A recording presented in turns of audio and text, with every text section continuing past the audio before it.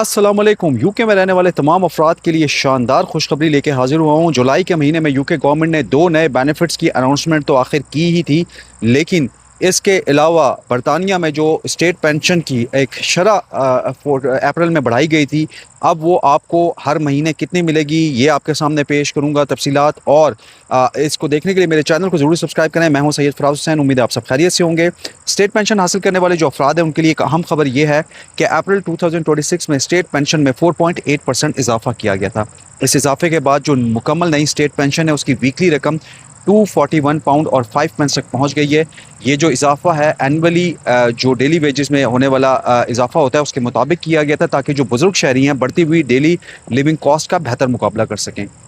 State pension की payment हर 4 week बाद directly आपके अकाउंट में यूके गवर्नमेंट ट्रांसफ़र कर देती है। उस पेमेंट के जो दिन है, अदायगी का जो तरीका है वो नेशनल इंश्योरेंस नंबर के आखिरी 2 नंबर्स पर मुनहसर होता है। जिन अफराद के आखिरी 2 नंबर 0 से 19 के दरमियान होते हैं उन्हें मंडे के रोज़, जबकि जो 20 से 39 वाले हैं उनको ट्यूसडे को रोज़, 40 से 59 वाले अफराद को वेडनेसडे को, और 60 से 79 वाले अफराद को थर्सडे वाले दिन, जबकि 80 से 99 वाले अफराद को फ्राइडे वाले दिन रकम मौसूल हो जाती है। यूनिवर्सल क्रेडिट हासिल करने वालों के लिए इस साल एक और अहम तब्दीली अप्रैल में नाफिज हुई है। वो क्या है आपके सामने पेश करता हूँ। जो यूनिवर्सल क्रेडिट का एक अलाउंस है उसमें तकरीबन 4.2% इजाफा किया गया है। 25 साल से ज़ायद उम्र के अफराद, अकेले फ़र्द के लिए यानी सिंगल फ़र्द के लिए वीकली रकम तकरीबन 6 पाउंड इजाफा हुआ है। कपल के लिए वीकली इजाफा तकरीबन 9 पाउंड तक हुआ है। यूके गवर्नमेंट के मुताबिक ये इजाफा जो यूके में महंगाई की ज़्यादा से ज़्यादा जो लेवल है उसके मुताबिक किया गया है, ताकि कम आमदनी वाली फैमिलीज़ को कुछ रिलीफ मिल सके।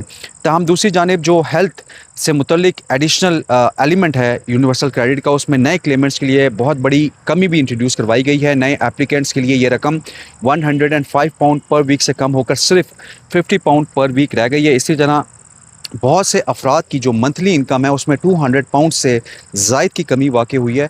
मौजूदा जो क्लेमेंट्स हैं उनकी पेमेंट अगरचे फौरी तौर पर कम नहीं की गई, लेकिन उनकी जो रकम है 2029 तक फ्रीज़ रखने का फ़ैसला किया गया है। 2029 के बाद जब नई गवर्नमेंट आएगी वो डिसाइड करेगी कि यूनिवर्सल क्रेडिट वालों की पेमेंट का क्या करना है। जो DWP है उसने पुराने बेनिफिट निज़ाम को ख़त्म करके तकरीबन तमाम अफराद को जो बेनिफिट पे हैं उनको यूनिवर्सल क्रेडिट में मुंतकिल करने का अमल मुकम्मल कर लिया है। तहम डेली लिविंग अलाउंस और हाउसिंग बेनिफिट के कुछ क्लेमेंट्स को मज़ीद वक्त दिया गया है, ताकि वो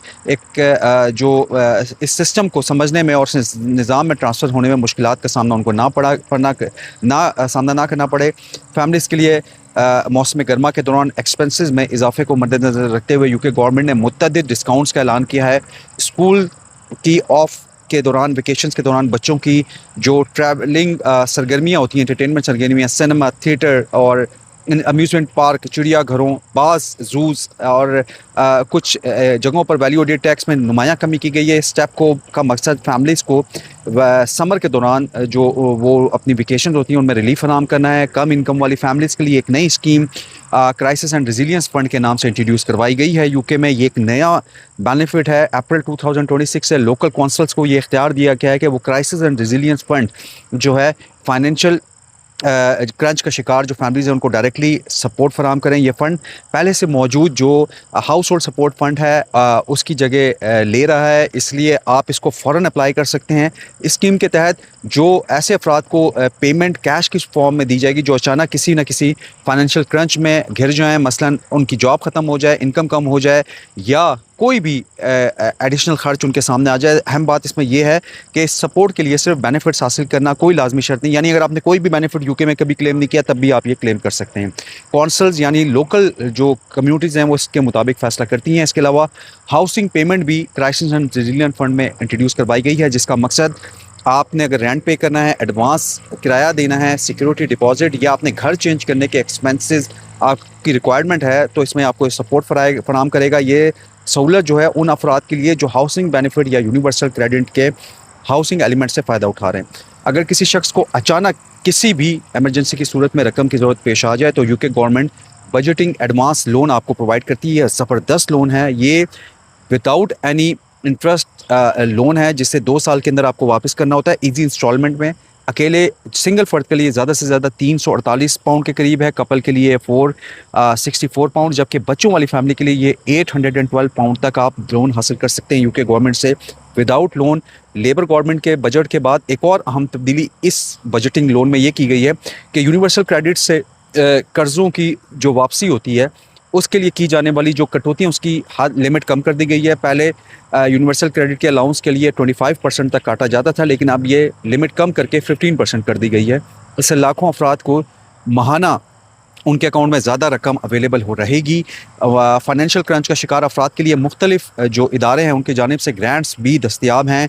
डिसेबल अफराद हों, बेरोज़गार यानी शहरी हों, स्टूडेंट्स हों, केयरर्स हों, केयर करने वाले अफराद हों और दीगर ज़रूरतमंद जो है मखसूस शराइत पूरी करने पर फाइनेंशियल सपोर्ट हासिल करते हैं। अगरचे ये ग्रांट्स बहुत लिमिटेड मिकदार में होती हैं, लेकिन बहुत सी फैमिलीज़ के लिए ये अहम सहारा साबित हो सकती हैं, लिहाजा इसको बिल्कुल भी नज़रअंदाज नहीं करना। एनर्जी के बिलों में आपको इजाफे के पेश नज़र मुतअद्दिद एनर्जी फराहम करने वाली जो कंपनीज़ हैं खुसूसी सपोर्टेड प्रोग्राम भी यूके में चला रही हैं। ऐसे कंज्यूमर्स जो बिल अदा करने में किसी किस्म की दुश्वारी महसूस कर रहे हों वो अपनी एनर्जी कंपनी से रब्ता करके जो है इस हवाले से अवेलेबल जो डिस्काउंट्स हैं उसकी मालूमात हासिल कर सकते हैं, लेकिन ये आपको ज़रूर मिलेगा। इसके अलावा यूके गवर्नमेंट जुलाई के मंथ में ब्रॉडबैंड और आपके वाटर बिल्स में ज़बरदस्त डिस्काउंट्स भी दे रही है। कम इनकम वाली मखसूस बेनिफिट्स हासिल करने वाले अफराद अपने मंथली बिल्स में नुमाया कमी हासिल कर सकते हैं। बाज़ इलाकों में पानी के जो बिल्स हैं उन पर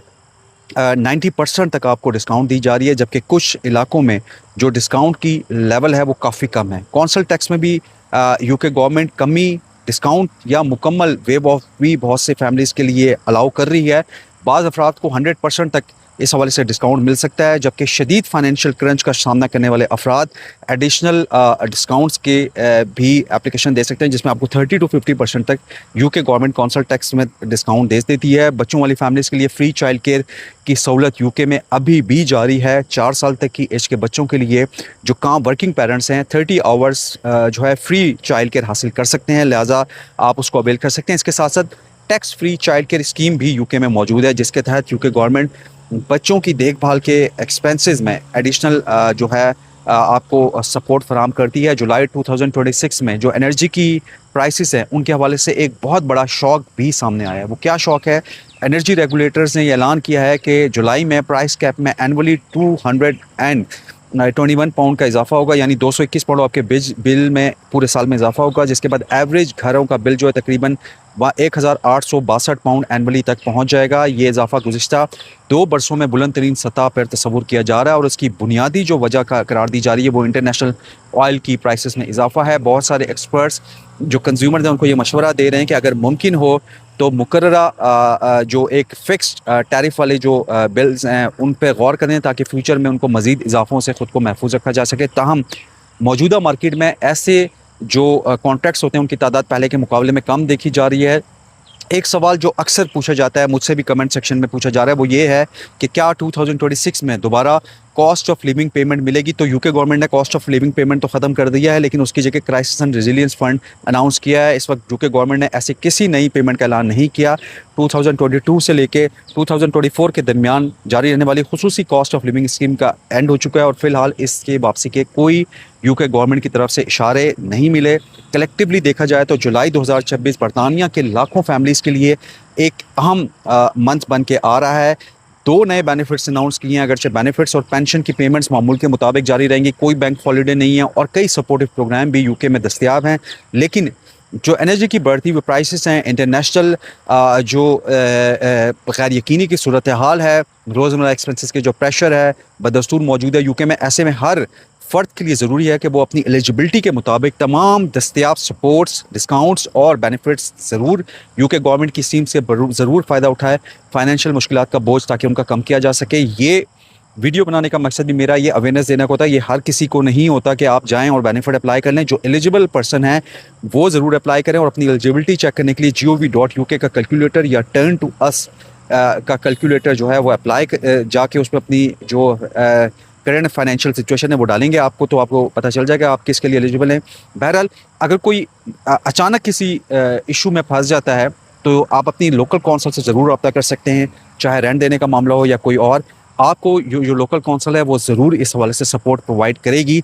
ये था मेरा आज का इन्फॉर्मेटिव ब्लॉग। जुलाई में नए बेनिफिट्स की अनाउंसमेंट हुई है और इसके अलावा पेंशन की जो डेट्स हैं वो भी मैंने आपको कंफर्म कर दी हैं। मुझे दीजिए इजाज़त, अगले ब्लॉग तक इजाज़त लेने से पहले रिक्वेस्ट करूंगा चैनल को ज़रूर सब्सक्राइब करें, बेल आइकन को ज़रूर प्रेस करें, कमेंट सेक्शन में अपने फीडबैक से मुझे ज़रूर आगाह कीजिएगा। इस स्टोरी से रिलेटेड लिंक मैंने अपने कमेंट सेक्शन में बायो में पिन किया है, ज़रूर विजिट करें। मुझे दें इजाज़त, अगले ब्लॉग तक। अल्लाह हाफिज़।